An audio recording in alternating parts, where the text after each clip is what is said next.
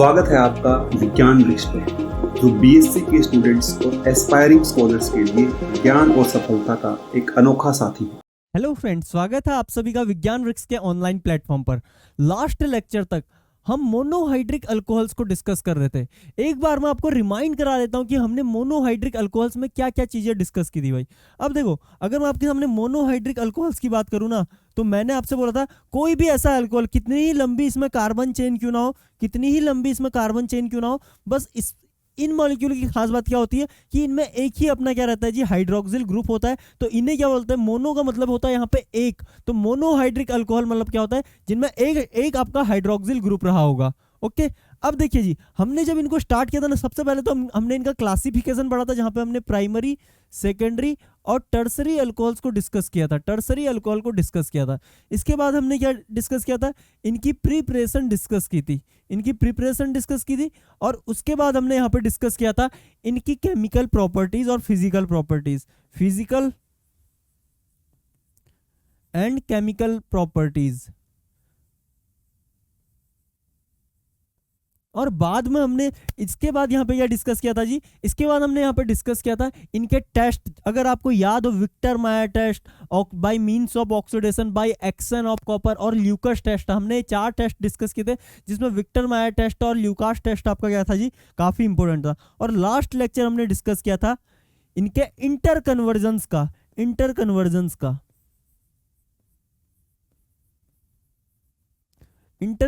का, जहां पे हमने एन प्रोपाइल अल्कोहल से आइसोप्रोपाइल अल्कोहल जनरेट किया था, इथेनॉल से हमने सेक ब्यूटेनॉल, इस तरीके की हमने वहां पे कन्वर्जन की थी, जिससे वहां पे हमने डिफरेंट प्राइमरी से सेकेंडरी अल्कोहल, सेकेंडरी से टर्सरी या प्राइमरी से टर्सरी, इस तरीके के यहाँ पे कन्वर्जन हमने देखे थे। तो आज हम क्या करने वाले ना, अगर आपको फर्स्ट लेक्चर याद हो तो वहां पे मैंने आपको अल्कोहल्स को, पूरी ब्रॉड अल्कोहल्स को क्लासिफाई किया था नंबर ऑफ ओएच ग्रुप के बेसिस पे। जहां पे मैंने बोला था अगर आपकी पूरी कार्बन चेन में, पूरी की पूरी कार्बन चेन में क्या है जी, सिर्फ आपका एक OH प्रेजेंट होगा। अगर ये देखो, आपकी पूरी इस तरीके से कार्बन चेन चल रही है और इस पूरी कार्बन चेन में अगर आपका एक अल्कोहल प्रेजेंट है, तो हमने इसे मोनोहाइड्रिक अल्कोहल बोल दिया था।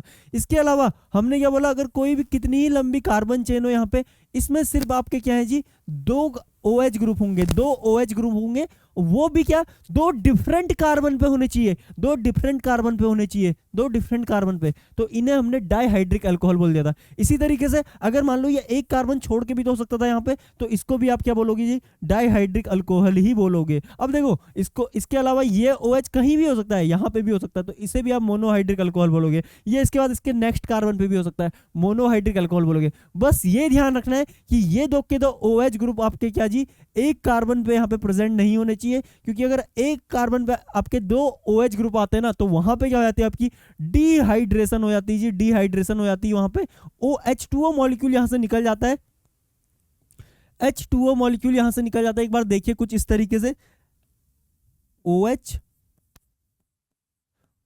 तो आपका H2O मॉलिक्यूल यहां से निकल जाता है और ये जो कंपाउंड होते हैं ये कन्वर्ट हो जाते हैं आपके कार्बोनिल कंपाउंड्स में। ये कंपाउंड कन्वर्ट हो जाता है आपके कार्बोनिल कंपाउंड में। तो अगर एक कार्बन पे आपके 2 हाइड्रोक्सी ग्रुप यहाँ पे प्रेजेंट है ना, तो आप उन्हें डाइहाइड्रिक अल्कोहल नहीं बोलोगे। डाइहाइड्रिक अल्कोहल की डेफिनेशन क्या है, कंपाउंड्स हैविंग 2 हाइड्रोक्सिल ग्रुप, यानी कि 2 OH group attach to different carbon atom, यानी कि 2 हाइड्रोक्सिल ग्रुप अटैच हैं डिफरेंट कार्बन एटम्स पे, डिफरेंट कार्बन एटम्स पे, not in the same carbon atom. ठीक है, सेम कार्बन एटम पे वो अटैच नहीं होने चाहिए। तो ये तो आपके डाइहाइड्रिक अल्कोहल नहीं है, तो लेकिन ये आपके क्या है जी, डाइहाइड्रिक अल्कोहल है।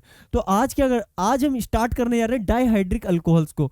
तो हमने जो पैटर्न वहां पे फॉलो किया था, जैसे हमने पहले उनकी नोमेनक्लेचर देख ली थी, फिर हमने क्या किया था जी, उनकी प्रिपरेशन देखी थी, फिर केमिकल, फिजिकल प्रॉपर्टीज, फिर केमिकल प्रॉपर्टीज, वही पैटर्न हम यहां पे फॉलो करने जाएंगे। तो स्टार्ट करते हैं, थोड़ा सा इनका ब्रीफ इंट्रोडक्शन देख लेते हैं, उसके बाद हम स्टार्ट करेंगे इसका नोमेनक्लेचर। ओके, तो देखिए जी, मैंने आपके सामने हल्का सा यहाँ पे क्या रखा हुआ है, इसका ब्रीफ इंट्रोडक्शन रखा हुआ है। अब देखो ये क्या बोल रहा है कि स्वीट टेस्ट में होते हैं, इसलिए इन्हें कॉमनली क्या बोला जाता है, ग्लाइकॉल्स बोला जाता है। ग्लाइकॉल्स बोला जाता है जो आपके डाइहाइड्रिक अल्कोहल होते हैं, ठीक है, इन्हें क्या बोला जाता है, ग्लाइकॉल बोला जाता है। ये टर्म आपको याद रखनी, क्योंकि इसका भी फर्दर यूज होने वाला है भाई, ग्लाइकॉल टर्म आपको याद रखनी है। अब देखो अगर ये दोनों 1 और 2nd पोजीशन पे है ना, तो आप इन्हें 1,2 ग्लाइकॉल भी बोल सकते हो, या देखो जी आप इस OH के रिस्पेक्ट में ये कौन सी पोजीशन पे है, अल्फा पोजीशन पे है, तो इन्हें अल्फा ग्लाइकॉल भी बोला जाता है। अब देखो यहाँ पे देखो 1 2 3, ये कैसी पोजीशन पे 1 3 ग्लाइकॉल आप इन्हें बोल दोगे, या क्या बोलोगे, देखो जी इसके रिस्पेक्ट में ये अल्फा पोजीशन, ये बीटा पोजीशन, बीटा ग्लाइकॉल आप इसे बोल दोगे। देखो यहाँ पे आप इसे क्या बोल सकते हो, अल्फा, इस कार्बन को अल्फा नहीं बोलना है, इसे अल्फा बोलना है, बीटा गामा, तो आप इसे क्या बोल दोगे, गामा ग्लाइकॉल बोल दोगे, या 1 4, देखो 1 2 3 4, 1 4 ग्लाइकॉल यहां पे बोल दोगे। ओके, अब देखो जी,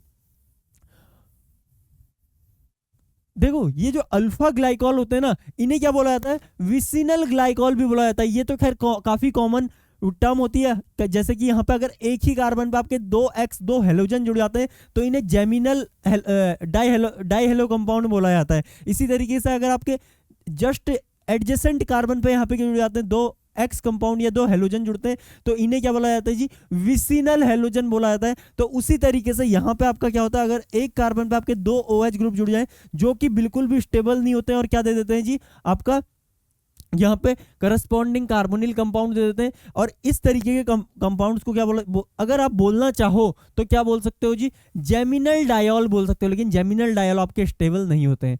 लेकिन जो एडजेसेंट पोजीशन वाले होते हैं, उन्हें क्या बोला जाता है जी, विसिनल डायोल बोला जाता है, विसिनल डायोल। यानी कि 1 2 ग्लाइकॉल्स को आप क्या बोल सकते हो, 1 2 ग्लाइकॉल्स को आप क्या बोल सकते हो जी, इन्हें विसिनल डायोल भी बोल सकते हो। तो इतना तो था इसका बेसिक इंट्रोडक्शन, जहां पे आपको 3 टर्म्स यहाँ पे याद रखनी है, 3 टर्म्स।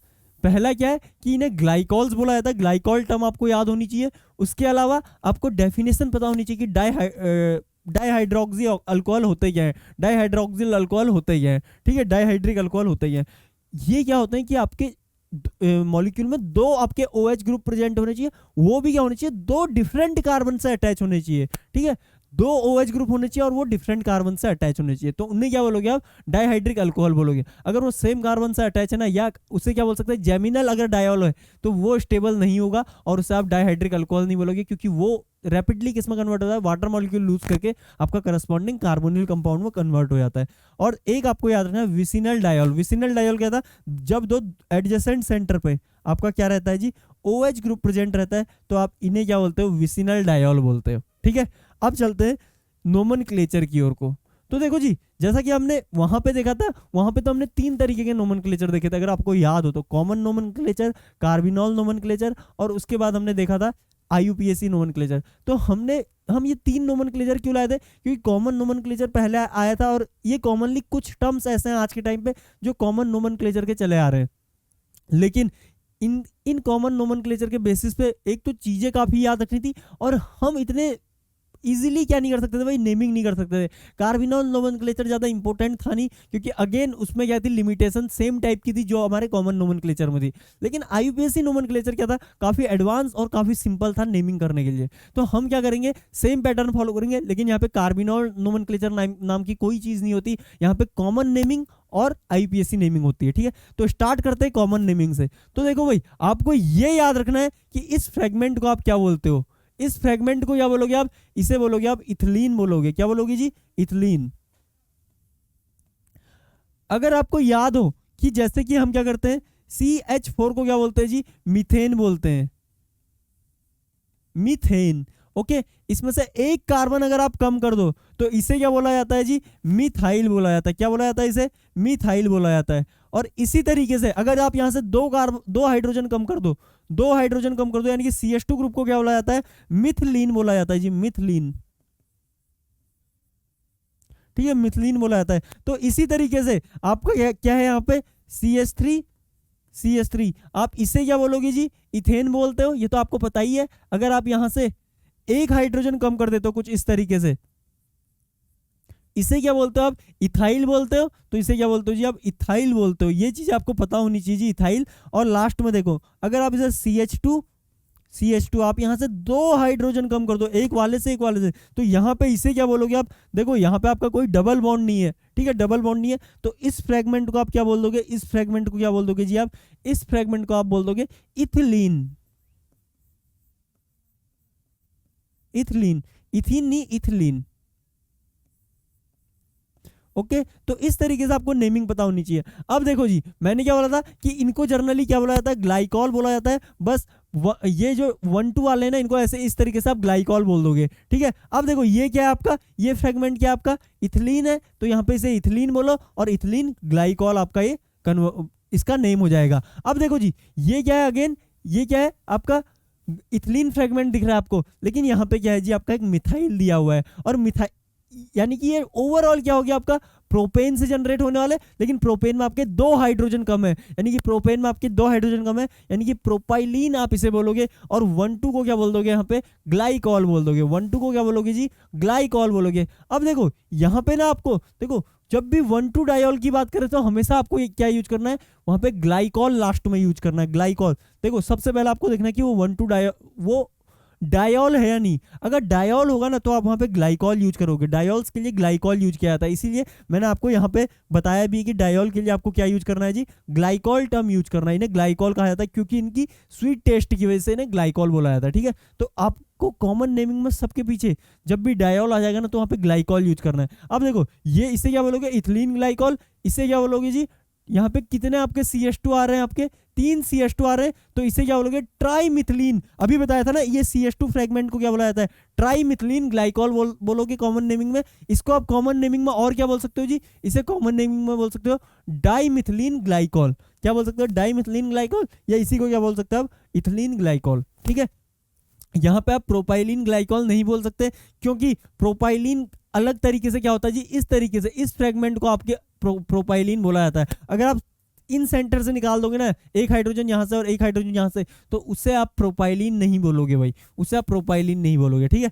तो यहाँ पे नेमिंग किस तरीके से करनी है, आप देखो जैसे यहाँ पे कितने कार्बन है कि 1 2 3 4 5, यहाँ पे एक 5th कार्बन है, तो इसे आप क्या बोलोगे, पेंटामिथाइलिन। कितने CH2 ग्रुप है, यहाँ पे 5 CH2 ग्रुप है, यानी कि इसे क्या बोल दोगे आप, पेंटामिथाइलिन ग्लाइकॉल, ठीक है। तो इस तरीके से आपको नेमिंग कर रही है। कॉमन नेमिंग कोई ज़्यादा इतनी इंपॉर्टेंट है नहीं, बस आपको हल्का एसेंस पता होना चाहिए किस तरीके से इनके नाम जनरेट होते हैं। तो देखो सबसे छोटा जो मॉलिक्यूल आपका CH2 OH, तो इसे क्या बोलोगे आप, ग्लाइकॉल या इथिलीन ग्लाइकॉल, ठीक है। कॉमनली ग्लाइकॉल बोल दिया जाता है, लेकिन नेम क्या है इसका, इथिलीन ग्लाइकॉल या डाईमिथिलीन ग्लाइकॉल। उसके बाद आपका जब CH2 यानी कि क्या है, 3 CH2 और टर्मिनल पे आपके OH लगे हुए हैं, यानी कि क्या हो गया, 1,3 डायोल है, 1,3 ग्लाइकॉल है, 1,3 ग्लाइकॉल को क्या बोलोगे, 3 CH2 ग्रुप आ गया, यानी कि ट्राईमिथिलीन ग्लाइकॉल। ऐसी बीच में कितनी आपके CH2 आ जाए उनको आप उतने ही, जैसे 5 आ गए तो पेंटामिथिलीन ग्लाइकॉल, इस तरीके से आप नेमिंग दोगे। लेकिन अगर आपका कभी इस तरीके से आया था ना, जैसे कि ये है तो क्या 1,2 ग्लाइकॉल है, लेकिन सेकंड पोजीशन पे सब्स्टिट्यूशन है, तो आप क्या करोगे, पूरी नेमिंग दोगे, ऐसे पूरी नेमिंग दोगे, तो ये क्या हो गया आपका, प्रोपेन से जनरेट होने वाला ग्लाइकॉल है, यानी कि प्रोपाइलिन ग्लाइकॉल आप इसे बोल दोगे। ओके, अब चलते हैं IUPAC नेमिंग की ओर, IUPAC नेमिंग की ओर, जो कि ज्यादा इंपॉर्टेंट है भाई, ठीक है।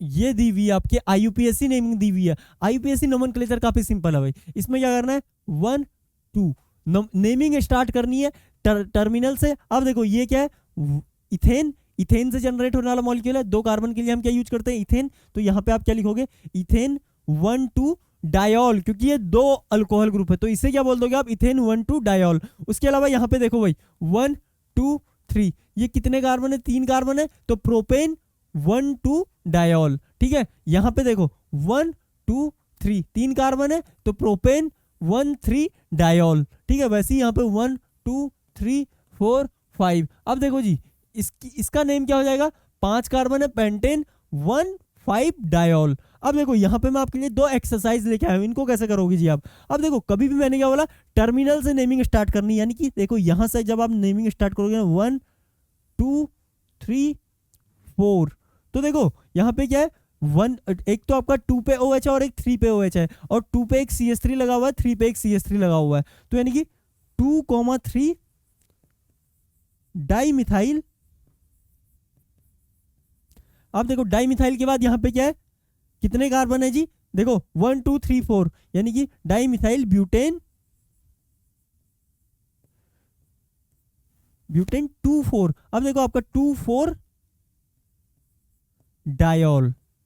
ठीक है, इस तरीके से इसकी नेमिंग करनी है। देखो भाई एक बार फिर से बताता हूं कि किस तरीके से आप क्या करो, इसको कुछ इस तरीके से लिख लो, CH3 CH2, CH2 नहीं है एक्चुअल में, क्या है आपका C है सिर्फ, यहां पे और कोई सब्स्टिट्यूएंट नहीं दिया हुआ है, C फिर C और फिर CH3। अब देखो इस पे क्या दिया हुआ है जी आपको, यहां पे आपको दिया हुआ है एक OH और यहां पे दिया हुआ है एक CH3।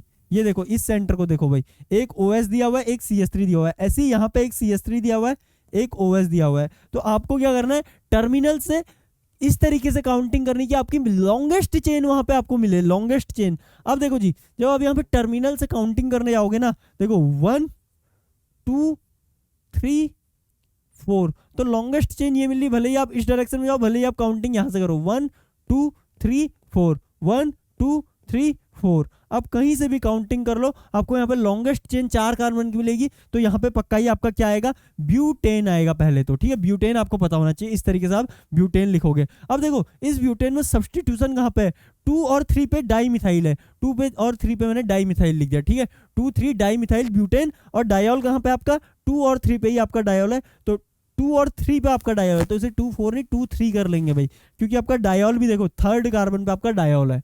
तो इसे क्या लिख दोगे आप, 2 3 डाई मिथाइल ब्यूटेन 2 3 डायोल लिख दोगे। ठीक है, तो इस तरीके से इसकी नेमिंग होगी। अब देखो जी यहाँ पे आपका किस तरीके से, यहाँ पे आपका C और इस पे क्या लगा हुआ है जी, इस पे आपके 2 फिनाइल ग्रुप लगे हुए हैं कुछ इस तरीके से, और यहाँ पे आपका OH ग्रुप लगा हुआ है, और यहाँ पे भी अगेन आपका OH लगा, और यहाँ पे क्या लगे हुए हैं, 2 फिनाइल ग्रुप लगे हुए हैं। अब देखो जी यहाँ पे सब्स्टिट्यूएंट, ये सब्स्टिट्यूएंट, ये सब्स्टिट्यूएंट, ये सब्स्टिट्यूएंट और ये सब्स्टिट्यूएंट, तो देखो 1 और 2, तो यहाँ पे आपका कुल मिला के ना 2 ही कार्बन की आपको चेन दिख रही है। तो आप सबसे पहले क्या लिख लोगे, यहाँ पे सबसे पहले आप लिख लोगे यहाँ पे इथेन। देखो जी यहीं पे लिख लेता हूँ, इथेन सबसे पहले आप यहाँ पे लिख लो, इथेन लिख दिया। अब देखो इथेन में कहां पे डायोल है, 1 2 पे डायोल है, इथेन 1 2 क्या हो जाएगा, ये डायोल हो जाएगा। एक बार बोलेंगे यार, इथेन 1 2 डायोल। अब आपको पता है 1 1 2 2 टेट्राफिनाइल, क्योंकि यहाँ पे देखो 4 फिनाइल ग्रुप लगे हुए हैं, तो आप यहाँ पे क्या लिखोगे जी, 1 1 2 2 टेट्राफिनाइल।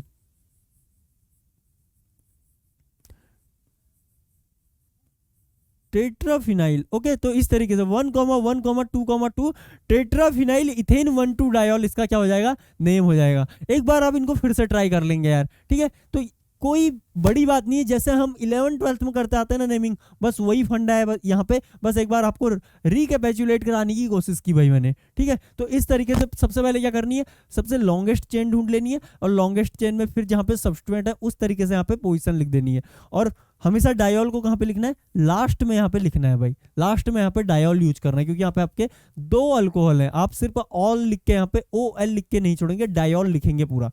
ठीक है, अब चलते हैं इनकी प्रिपरेशंस की ओर को। अब देखो जी प्रिपरेशन किस तरीके से करनी है, तो यहाँ पे सबसे प्रिपरेशन अब, और हम पढ़ेंगे क्या, हमेशा यहाँ पे विसिनल डायोल्स की प्रिपरेशन पढ़ेंगे, क्योंकि हमारे कोर्स में जो है ना विसिनल डायोल दिए हुए हैं, सिलेबस में विसिनल डायोल दिया हुआ है, और इनकी प्रिपरेशन पढ़ना यहाँ पे काफी इंपॉर्टेंट है। तो जो सबसे पहला मेथड है ना वो क्या है जी, आइदर आप KMnO4 का यूज कर लो या आप ऑस्मियम टेट्राऑक्साइड का यूज कर लो, दोनों क्या है जी सेम मैकेनिज्म से। अब देखो एक बार मैं आपके सामने मैकेनिज्म डिस्कस कर लेता हूँ कि ये किस तरीके से यहाँ पे मैकेनिज्म शो करते हैं।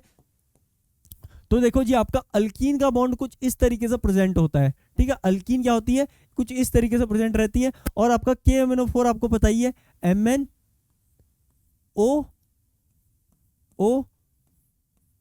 और यहाँ पे O- और K+, इस तरीके से KMnO4 एग्जिस्ट करता है, आपको पता है टेट्राहेड्रल स्ट्रक्चर्स में। अब देखो जी यहाँ पे होता क्या है ना, ये जो पाई बॉन्ड है यहाँ का, ये क्या करता है जी, अपने 2 के 2 इलेक्ट्रॉन लेके इस सेंटर पे अटैक करेगा, तो यहाँ की जो इलेक्ट्रॉन डेंसिटी वो इस ऑक्सीजन पे अटैक करती है, और जो यहाँ की इलेक्ट्रॉन डेंसिटी है ना ये क्या है जी, यहाँ पे मूव कर जाती है। ठीक है, कुछ इस तरीके से क्या होता है जी, यहाँ पे बॉन्ड्स का मूवमेंट होता है, और आपको क्या है कुछ इस तरीके की यहाँ पे ट्रांजिशन स्टेट बनती हुई दिखेगी। एक बार देखेंगे यार,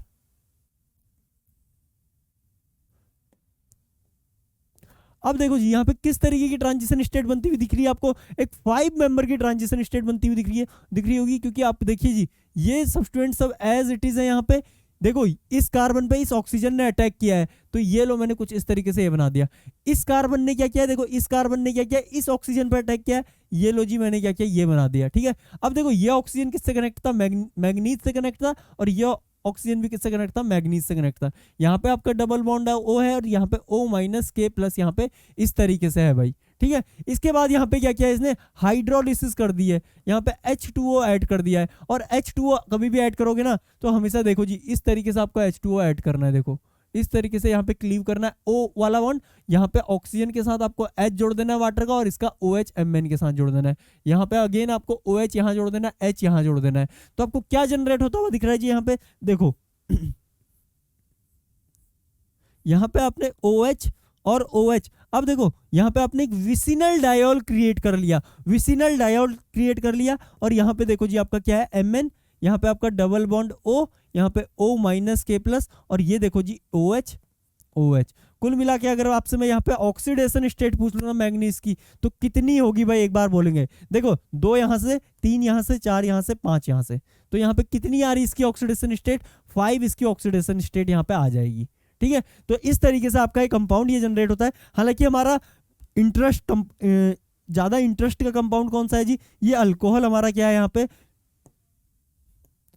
ये जो अल्कोहल हमने यहाँ पे जनरेट किया ना, ये क्या है जी यहाँ पे इंटरेस्ट वाला कंपाउंड हमारा, इसमें हमें कोई इंटरेस्ट नहीं कि क्या बन रहा है क्या बन रहा है। हालांकि इनसे कई बार हमारी क्या होती है, रिएक्शन डिराइव हो जाती है, लेकिन यहाँ पे आपको मेजर फोकस करना है इस डायोल पे। अब देखो यहाँ पे कमाल की बात आपने देखी होगी कि यहाँ पे साइक्लिक ट्रांजिशन स्टेट बन रही है।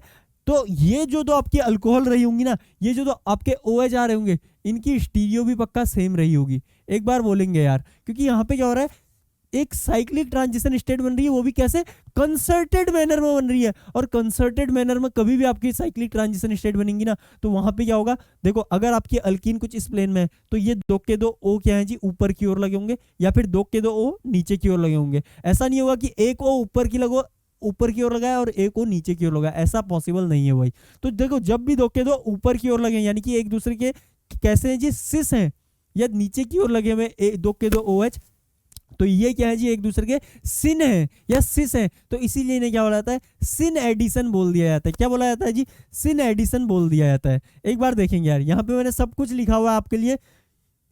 देखो भाई यहाँ पे मैंने लिखा है, bye treatment with cold dilute aqueous alkaline solution of potassium पर मैग्नेट, KMnO4 को पोटेशियम पर मैग्नेट बोला जाता है। या आप क्या यूज कर सकते हो, ऑस्मियम टेट्रा ऑक्साइड यूज कर सकते हो। देखो जी जैसी मैकेनिज्म से आप क्या कर रहा था, ये आपका ये यहाँ पर अटैक कर रहा था ना, और ये पाई बॉन्ड यहाँ से यहाँ अटैक कर रहा था। ठीक है, और ये यहाँ पे क्या होता है, KMnO4 के केस में ये ऑक्सीजन का पाई बॉन्ड Mn मैग्नीज के ऊपर शिफ्ट होता है। सेम उसी मैकेनिज्म से ये जो ऑस्मियम डबल बॉन्ड O है, ये अटैक करता है आपके कार्बन पे, और जो कार्बन का पाई बॉन्ड है वो अटैक करता है इस ऑक्सीजन पे, और ये ऑक्सीजन ऑस्मियम का जो पाई बॉन्ड है शिफ्ट हो जाता है ऑस्मियम पे। तो सेम मैकेनिज्म यहाँ पे फॉलो होगी, और आपका क्या जनरेट हो गया जी, यहाँ पे again cyclic transition state generate होगी, जैसी हमने मैग्नीज के केस में देखी थी। और फिर उसके बाद क्या है, आप यहाँ पे एक्वस सॉल्यूशन में क्या करते हो जी, यहाँ पे इसका एक्वस सॉल्यूशन लेते हैं। क्या है, सोडियम सल्फाइड, सोडियम सल्फाइड याद रखना, सोडियम सल्फेट नहीं है, aqueous solution of sodium sulphate, aqueous solution of sodium sulphate या सोडियम हाइड्रोजन सल्फेट आप यहाँ पे लोगे। ठीक है, आइदर सोडियम सल्फेट या सोडियम हाइड्रोजन सल्फेट आप यहाँ पे लोगे। तो ये क्या करता है, जिसकी कुछ इस तरीके से क्लीवेज कर देगा, आपको पता है H यहाँ लगाना है, OH यहाँ लगाना है, तो कुछ इस तरीके से आपका क्या होता है, यहाँ पे डायोल जनरेट हो जाता है जी, डायोल जनरेट हो जाता है।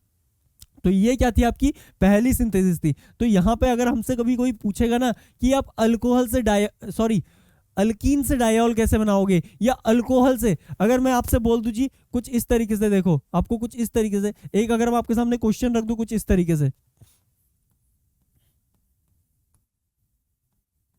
यहां से जनरेट करके दो मुझे कुछ इस तरीके से, देखो OH OH, तो देखो हमने क्या पढ़ा था, आप इस ट्रांसफॉर्मेशन को कैसे करोगे।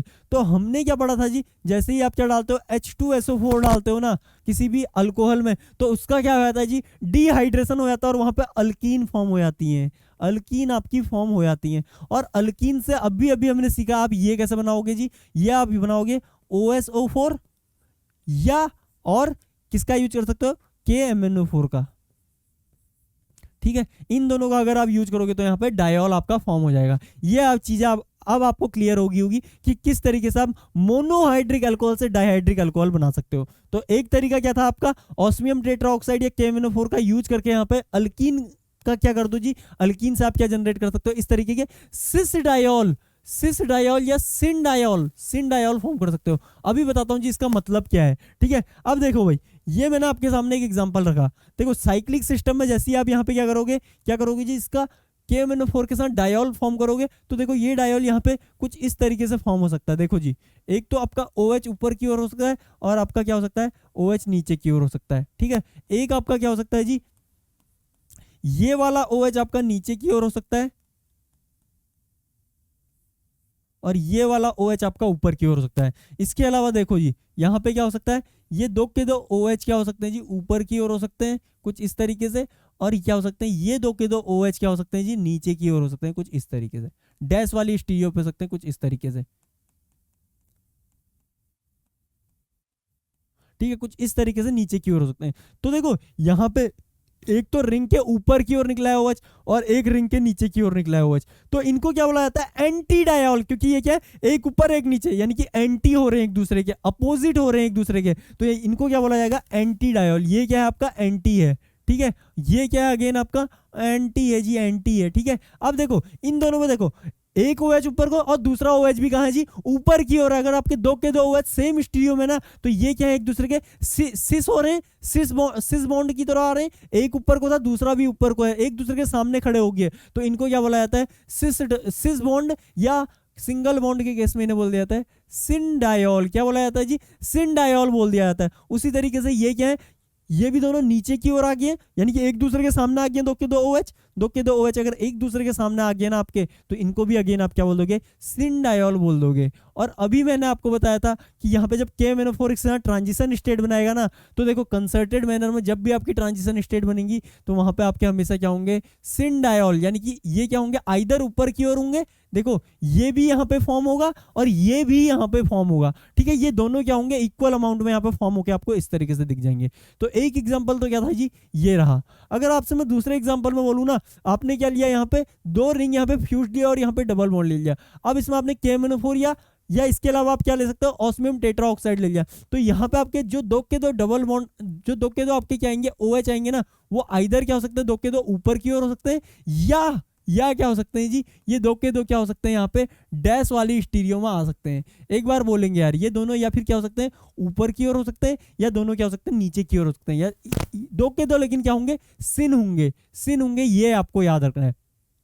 तो इस तरीके के जितने भी हाइड्रोक्सिलेशन होते हैं ना, इन्हें क्या बोला जाता है जी, सिन डाइहाइड्रोक्सिलेशन। क्या बोला जाता है इन्हें, सिन डाइहाइड्रोक्सिलेशन। ये लिखा हुआ है सिन डाइहाइड्रोक्सिलेशन। यहाँ पे आप हाइड्रोक्सिलेशन बोलो, यहाँ पे आप क्या कर रहे हो, डायोल उगा रहे हो, तो यहाँ पे आप क्या बोल सकते हो, इन्हें डाइहाइड्रोक्सिलेशन बोलोगे। ठीक है, तो ये था अपना सिन डाइहाइड्रोक्सिलेशन का सिन मेथड में।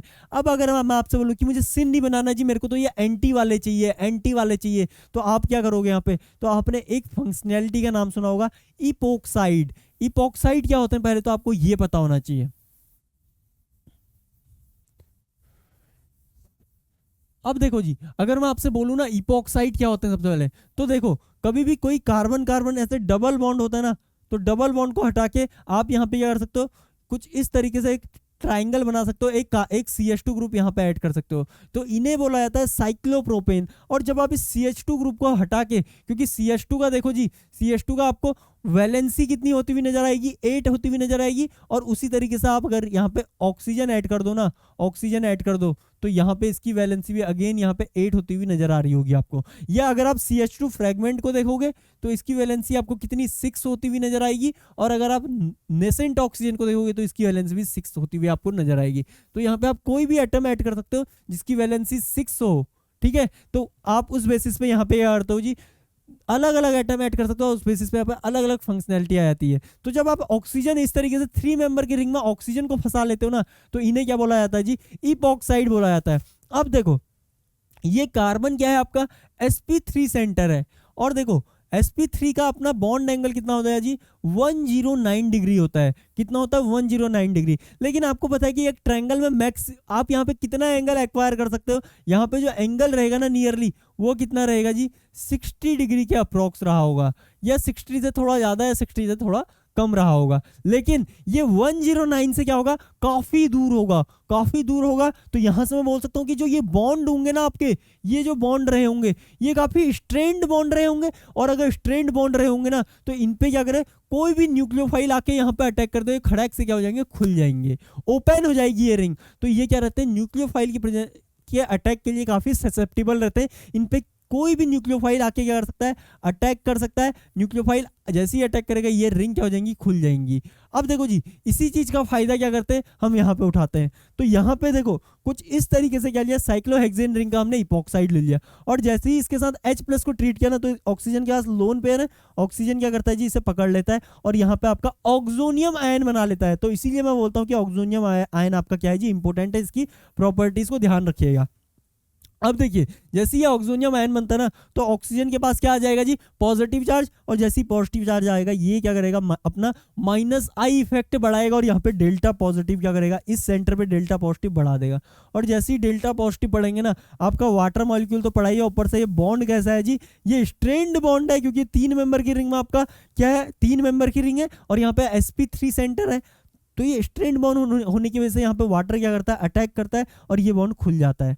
अब देखो जी, अब देखो यहाँ पे कमाल की बात क्या है ना, देखो कुछ इस तरीके से ये जो अटैक होते हैं आपके क्या होते हैं जी, SN2 अटैक होते हैं। अगर ये ऑक्सीजन, अगर आपका ऊपर की ओर कुछ इस तरीके से लगा हुआ है रिंग में, अगर ये ऑक्सीजन ऊपर की ओर कुछ इस तरीके से लगा हुआ है, तो पक्का ही आपका वाटर कहां से आएगा, नीचे की ओर से आएगा, नीचे की ओर से अटैक करेगा, क्योंकि ऊपर की ओर से वो आ नहीं सकता, उसको क्या होगा जी, इस पूरी रिंग का हिंड्रेंस फील होगा, तो पक्का ही वो क्या करेगा, नीचे की ओर से अटैक करेगा। ठीक है, तो यहाँ पे अटैक कहां से हो रहे हैं, नीचे की ओर से हो रहे हैं। तो देखो आपका H2O कहां से आ रहा है, आपका बिलो द प्लेन से आ रहा है। ठीक है, H2O कहां से आ रहा है जी, बिलो द प्लेन से आया। ठीक है, तो बिलो द प्लेन से अगर वो आया, तो देखो आपको क्या जनरेट होता हुआ नजर आएगा, एक बार देखेंगे यार, कुछ इस तरीके से। देखिए भाई, आपका क्या था, 6 मेंबर की रिंग थी, वाटर ने यहाँ पे बिलो द प्लेन से H2O ने अटैक कर दिया, और आपका देखो ये तो क्या था, बिलो द प्लेन से आया। ठीक है, बिलो द प्लेन से, और ये देखो, ये जब इस तरीके से खुला होगा ना, तो इधर का बॉन्ड कहाँ की ओर है भाई, ये अबव द प्लेन में है नहीं है, तो ये अबव द प्लेन में है नहीं है। अब देखो ये कैसे डायल आपको फॉर्म होते हुए नजर आ रहा है, यहाँ पे एक ऊपर की ओर, दूसरा नीचे की ओर, यानी कि एंटी डायल आपको फॉर्म होते हुए नजर आएंगे। तो ये जो होते हैं ना आपके, both the hydroxyl group are anti, इसको सिस नहीं, इसको एंटी कर लेंगे भाई, इसको एंटी कर लेंगे, anti to each other, anti to each other. तो इस तरीके से आप क्या करते हो, एंटी डायोल्स को फॉर्म करते हो भाई, इस तरीके से आप एंटी डायोल्स को फॉर्म करते हो। लेकिन अब देखो जी, ये तो मैंने आपको बता दिया कि आप इपॉक्साइड की हेल्प से यहाँ पे एंटी डायोल्स को फॉर्म कर सकते हो। लेकिन एक चीज मैंने और बोली कि इपॉक्साइड क्या होते हैं, बहुत स्ट्रेंड होते हैं, और इस स्ट्रेन होने, इस एंगल स्ट्रेन की वजह से यहाँ पे क्या आती है, अनस्टेबिलिटी आती है, और अनस्टेबल कंपाउंड्स को आप ज़्यादा देर तक स्टोर करके नहीं रख सकते। तो आप इपॉक्साइड प्रिपेयर कैसे करेंगे, इपॉक्साइड की प्रिपरेशन यहाँ पे बहुत इंपॉर्टेंट हो जाती है अगेन। तो आपको क्या ध्यान रखना है, आपको इपॉक्साइड कैसे प्रिपेयर कर सकते हो, आप अगेन अल्कीन से अल्कीन से क्या कर सकते हो, प्रिपेयर कर सकते हो। तो अगर आप अल्कीन में क्या करते हो ना, कोई भी MCPBA टाइप का रिएजेंट यूज करते हो, कोई भी पर एसिड यूज करते हो, पर एसिड, ठीक है, पर एसिड क्या करता है, आपका अल्कीन को इपॉक्साइड में कन्वर्ट कर देता है। एक बार मैं आपके सामने एक रिएक्शन लिख देता हूं जी। देखो आपने क्या किया, कुछ इस तरीके की एक अल्कीन ली, ठीक है, अल्कीन ली आपने, इसमें क्या किया जी, सबसे पहले स्टेप में MCPBA, यानी कि पर एसिड का फॉर्मूला क्या होता है, देखो जैसे मैं यहाँ पे क्या लूँ, PHCO2H लूँ, तो ये क्या रहता है जी, आपका कार्बोक्सिलिक एसिड रहता है। अगर इसी कार्बोक्सिलिक एसिड में आप एक ऑक्सीजन और बढ़ा दो ना, कुछ इस तरीके से, COOH, यानी कि क्या ले लिया आपने यहाँ पे, PHCO3H ले लिया जी आपने यहाँ पे, PHCO3H।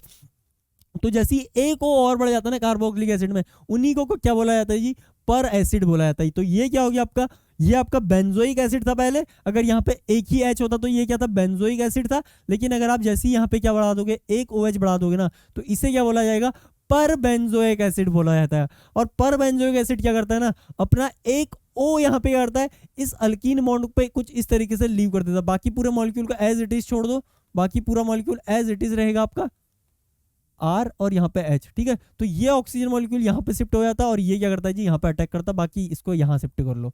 हालांकि ट्रांजिशन स्टेट थोड़ा अलग तरीके से बनती है, लेकिन मैकेनिज्म अपने कोर्स में नहीं है भाई। तो यहाँ पे क्या जनरेट कर लोगे आप, कुछ इस तरीके से क्या जनरेट कर लोगे जी, कुछ इस तरीके से यहाँ पे इपॉक्साइड आप जनरेट कर लोगे, ठीक है। मान लो ये इपॉक्साइड क्या बनी है, कुछ इस तरीके से ऊपर की ओर बनी है। और अगर आप यहाँ पे इसके बाद क्या करोगे, यहाँ पे अगर आप H2O का अटैक कराओगे ना, तो देखो H2O का अटैक मैं यहाँ पे करवा के क्या जनरेट कर सकता हूँ जी, यहाँ पे एंटी डायोल में यहाँ पे फॉर्म कर लूंगा कुछ इस तरीके से OH, और यहाँ पे आपने क्या कर लिया, OH फॉर्म कर लिया, ठीक है। कुछ इस तरीके से आप एंटी डायल फॉर्म कर सकते हैं। और देखिए जी, अभी देखिए आपने अल्कीन में, यहाँ पे इस अल्कीन में, अब इसको मैं यहाँ पे से हटा लेता हूँ। अल्कीन में जैसे ही आप क्या यूज करोगे, यहाँ पे KMNO4 को यूज करोगे ना, तो KMNO4 क्या करता है जी, आपका सिंडायोल देता है। तो इसको पूरा एज इट इज रखो जैसा आपका अल्कीन दी हुई है यहाँ पे, और इस पाई बॉन्ड को क्या कर लो जी, सिंडायोल बना लो, सिंडायोल। तो देखो कुछ इस तरीके के आपको अल्कोहल यहाँ पे फॉर्म होते हुए नजर आएंगे भाई, इस तरीके के। तो देखो यहाँ पे ये OH और OH क्या है, एक दूसरे के सामने है, लेकिन यहाँ पे ये OH और ये OH क्या है जी, एक दूसरे के एंटी है। यानी कि हमने अल्कीन से ही आपका सिंडायोल भी बनाया और अल्कीन से ही आपका एंटी डायोल भी बनाया। सिंडायोल बनाने के लिए आपको क्या करना है, डायरेक्ट KMNO4 से ट्रीट करना है, और एंटी डायोल बनाने के लिए आपको क्या करना है जी, पहले वहां पे पर एसिड से ट्रीट करना है और फिर वाटर का वहां पे न्यूक्लियोफिलिक अटैक करवाना है। अब आप समझ गए होंगे यार, ठीक है। अब बढ़ते हैं नेक्स्ट सिंथेसिस की ओर को। नेक्स्ट सिंथेसिस में आपका क्या है कि आप क्या लेते हो जी, यहाँ पे मैंने आपसे बोला था कि आप विसिनल डायोल और को जनरेट कर सकते हो। जब हमने मोनोहाइड्रिक अल्कोहल की बात की थी ना, तो वहां पे हमने क्या किया था जी, हाइड्रोलिसिस ऑफ किसकी की थी, वहां पे हमने ब्रोमाइड्स या हेलो अल्केन्स की थी। तो उसी तरीके से जब 1-2 सेंटर पे होंगे, तो मैं आपको पहले ही बता चुका हूं, इनको क्या बोला जाता है, विसिनल ब्रोमाइड। यानी कि जब भी कोई चीज 1-2 सेंटर पे अगर ये OH होते तो इन्हें क्या बोल दिया जाता है, विसिनल हाइड्रोक्साइड्स या विसिनल डायोल्स, ठीक है। इसी तरीके से अगर ये क्लोरीन होते तो इन्हें क्या बोला जाता, विसिनल क्लोराइड्स इन्हें बोल दिया जाता, ठीक है। तो यहाँ पे आपका क्या है, विसिनल ब्रोमाइड का जब आप हाइड्रोलिसिस करोगे तो यहाँ पे आपका क्या होगा जी, OH2 पड़ा होगा, तो वो क्या करेगा, इस सेंटर से इसको सब्स्टिट्यूट कर देगा, और दूसरा आपका वाटर मॉलिक्यूल क्या कर देगा जी, इस सेंटर से इसको सब्स्टिट्यूट कर देगा। तो आपका यहाँ पे ओवरऑल क्या जनरेट हो जाएगा, आपका एक डायोल आपको यहाँ पे जनरेट होता हुआ दिखेगा, जी, ठीक है। ये लो जी, यहाँ पे आपको इस तरीके से डायोल जनरेट होता हुआ दिखेगा। कैसे, ये वाटर मॉलिक्यूल ने यहाँ पे अटैक करके इसको बाहर कर दिया, और इस OH ने यहाँ पे अटैक करके इसको बाहर कर दिया। तो कुछ इस तरीके से आपको ये मेथड काफी सिंपल था। अब देखो इससे जो अगला मेथड है ना, वो काफी इंपॉर्टेंट है भाई, उसका नाम है पिनाकॉल जनरेशन। अब देखो जी, इन्हें जो पिनाकॉल, जो आपके 1,2 डायोल होते हैं ना, इनका एक और नाम होता है पिनाकॉल, ये आपको पता होना चाहिए। और इन्हीं पिनाकॉल से क्या होता है जी, एक नई नेम रिएक्शन जनरेट होगी बाद में, जब मैं आपको डिस्कस कराऊंगा इनकी रिएक्शन। उन्हें बोला जाता है पिनाकोलोन रीअरेंजमेंट। तो पिनाकोलोन रीअरेंजमेंट आया कहां से, वो क्योंकि इन 1,2 डायोल की क्या होती है, रीअरेंजमेंट होती है, इसलिए उन्हें क्या बोला जाता है, पिनाकोलोन रीअरेंजमेंट। यानी कि किसकी वहां पे रीअरेंजमेंट होगी, पिनाकॉल की रीअरेंजमेंट होगी, ठीक है। और पिनाकॉल क्या है जी, आपका 1,2 डायोल है, 1,2 डायोल। अब देखो जी, यहाँ पे थोड़ा डिस्कस कर लेते हैं कि इनको जनरेट कैसे करना है। तो आपको ध्यान रखना है, जब भी आप कोई भी कार्बोनिल कंपाउंड लो ना, और कार्बोनिल कंपाउंड को ट्रीट करो मैग्नीशियम मेटल के साथ, या किसी जो आपका बहुत इजीली क्या करता है, वहां पे इलेक्ट्रॉन लूज करता है। तो आप जैसे ही मैग्नीशियम मेटल के साथ यहाँ पे इनको रिएक्ट कराते हो ना, तो मैग्नीशियम की प्रॉपर्टी क्या होती है जी, मेटल्स की प्रॉपर्टी क्या होती है, ये बहुत इजीली क्या करते हैं, इलेक्ट्रॉन्स को लूज करते हैं। 2+ में चला जाएगा और यहाँ पे 2 इलेक्ट्रॉन लूज कर देगा, ठीक है। और आपको क्या लेना है, यहाँ पे 2 कार्बोनिल कंपाउंड लेना है, R1 और इसको मैं RR ही लेता हूँ, इसके आपने 2 इक्विवेलेंट यहाँ पे ले लिए। तो आप 2 इक्विवेलेंट लोगे तो हर एक कार्बोनिल, अगर आप 2 इक्विवेलेंट लोगे ना, तो यहाँ पे देखो जी 2 इलेक्ट्रॉन लूज कर लिए इसने, ठीक है। तो हर मॉलिक्यूल क्या करेगा, एक इलेक्ट्रॉन यहाँ पे क्या कर लेगा, एक्सेप्ट कर लेगा। अब देखो जी, इसको कुछ इस तरीके से आप ब्रेक कर लो, ठीक है। तो ये कुछ इस तरीके से यहाँ पे ब्रेक होगा, R और यहाँ पे आपका O पे रेडिकल, और यहाँ पे आपका इस पे रेडिकल, ठीक है। अब देखो जी, ये 2 इलेक्ट्रॉन में से क्या होगा, अगर आप अभी के लिए क्या मानो, एक ही मॉलिक्यूल मानो, तो जो एक इलेक्ट्रॉन होगा ना, वो क्या होगा, इस ऑक्सीजन पे ट्रांसफर हो जाएगा, और रेडिकल पे जैसे ये आपका इलेक्ट्रॉन ट्रांसफर होगा, अब ये क्या रहा होगा जी, कुछ इस तरीके से निगेटिव चार्ज बन जाएगा। ठीक है, तो आपका क्या जनरेट हो गया यहाँ पे, रेडिकल अनायन आप यहाँ पे जनरेट कर लोगे, रेडिकल अनायन जनरेट कर लोगे कुछ इस तरीके से। ऑक्सीजन पे निगेटिव, इस कार्बन पे क्या आ गया जी, यहाँ पे रेडिकल जनरेट हो गया। और अगर आप दो इक्विवेलेंट लोगे इसके तो यहाँ पे आपका क्या होगा जी, दो रेडिकल अनायन जनरेट हो जाएंगे। अब देखो जी, आपके दो रेडिकल अनायन कुछ इस तरीके से रिएक्शन मीडियम में पड़े हुए हैं, आर आर और यहाँ पे आपका O माइनस, और यहाँ पे क्या है जी, रेडिकल है,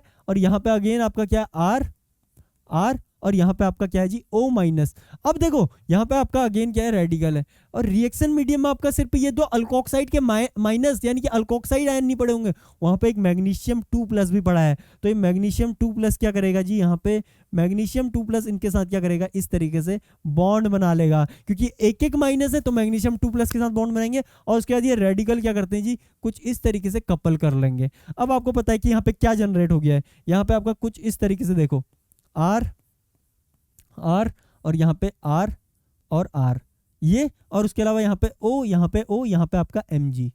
ठीक है, Mg। अब आपको पता है यहाँ पे जैसे आप हाइड्रोलिसिस करोगे तो कुछ इस तरीके से हाइड्रोलिसिस कर दो इनकी, और यहाँ पे H चिपका दो, यहाँ पे OH चिपका दो, तो अगेन आपने क्या कर लिया जी, यहाँ पे डायोल को फॉर्म कर लिया। इसे बोला जाता है पिनाकोल फॉर्मेशन। तो ये क्या है जी, आपकी इस तरीके से रिएक्शन चलती है। ठीक है, और इसकी मैकेनिज्म भी मैंने आपको प्रिंटेड फॉर्म में भी दे दूंगा, और यहाँ पे एक्सप्लेन कर दिया है कैसे चलती है जी। पहले मैग्नीशियम अपने 2 इलेक्ट्रॉन लूज करेगा, फिर उन 2 इलेक्ट्रॉन्स को कौन एक्सेप्ट कर लेगा, कार्बोनिल कंपाउंड एक्सेप्ट करेगा, और इस तरीके से रेडिकल अनायन बना लेगा। और कैसे बनाएगा ये मैंने आपको बता दिया है। ठीक है, एक मॉलिक्यूल से एक्सप्लेन कर दिया है, और वहाँ पे जितने मॉलिक्यूल होंगे सब एक एक इलेक्ट्रॉन क्या करेंगे, एक्सेप्ट करके आपका रेडिकल अनायन बना लेंगे। फिर वो क्या करेंगे, मैग्नीशियम 2+ के साथ कोऑर्डिनेट करेंगे और कुछ इस तरीके की स्पीसीज बनाएंगे।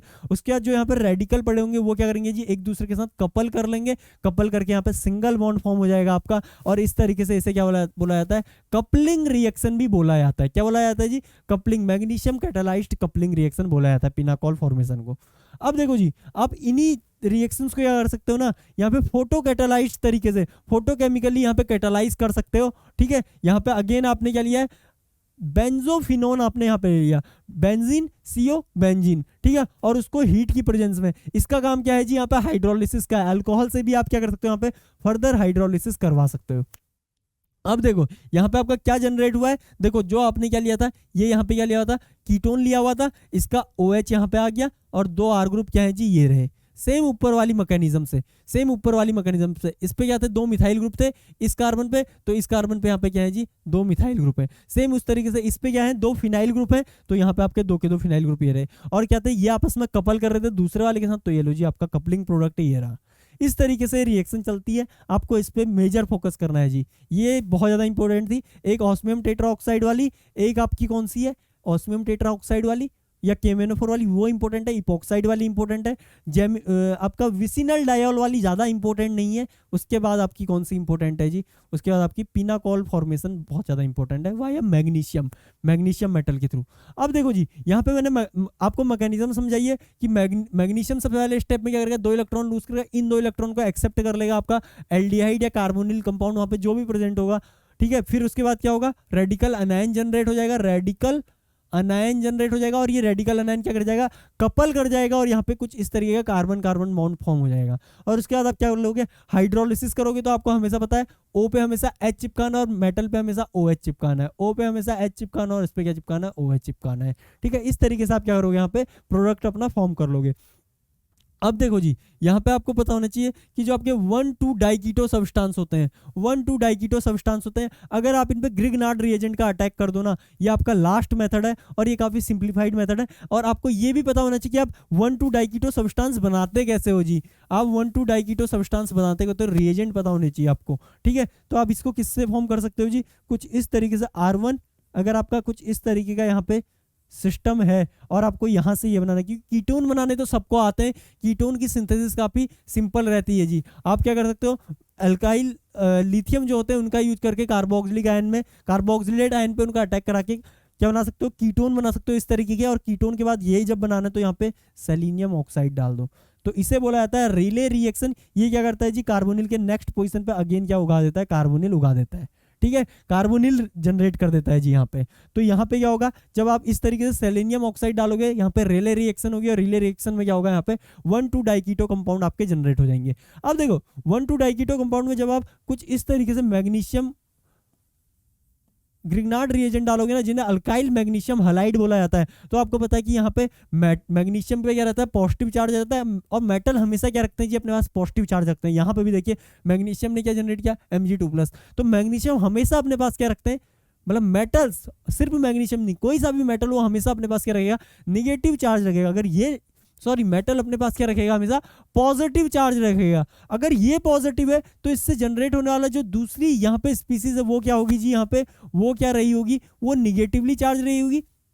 और निगेटिवली चार्ज स्पीसीज हमेशा कीटोन्स या एल्डिहाइड पे क्या करती है, यहाँ पे डेल्टा प्लस होता है, तो इन पे कुछ इस तरीके से अटैक करेगी। और जो दूसरा आपका R- होगा वो इस सेंटर पर अटैक करके आपका क्या जनरेट कर देगा जी, 1,2 डायॉल जनरेट कर देगा। 1,2 डाइकीटो पे अटैक करेगा आपका ग्रिग्नार्ड रिएजेंट, और आपका क्या जनरेट कर देगा जी, 1,2 डायॉल यहाँ पे जनरेट कर देगा। ठीक है, कुछ इस तरीके से देखिए जी, अटैक हुआ तो आपका क्या बना होगा, R1 यहाँ पे था, यहाँ पे आपका कुछ इस तरीके से R2 था, यहाँ पे आपका क्या था जी, यहाँ पे आपका O- जनरेट हुआ। देखो O- जनरेट हुआ क्योंकि ये ऊपर की ओर चला गया बॉन्ड, और यहाँ पे आपका R आ चुका था। ठीक है, यहाँ पे आपका क्या था जी, R ने अटैक किया और यहाँ पे O- जनरेट हो गया। तो देखो यार, जब आप इसका वर्कअप कर दोगे, पानी एसिडिक मीडिया दोगे, तो ये O- क्या कर लेंगे, OH, H को एक्सेप्ट करके OH बना लेंगे। तो अगेन देखो ये क्या बन गया जी, आपका 1,2 डायॉल आपने फॉर्म कर लिया यहाँ पे। तो ये थी 1,2 डायॉल की इंट्रोडक्शन और उसकी प्रिपरेशन की कहानियां। नेक्स्ट लेक्चर में मिलेंगे इनकी फिजिकल प्रॉपर्टीज के साथ और केमिकल प्रॉपर्टीज के साथ। ओके, टिल देन इसको रिवाइज कीजिए और थैंक यू, बाय बाय।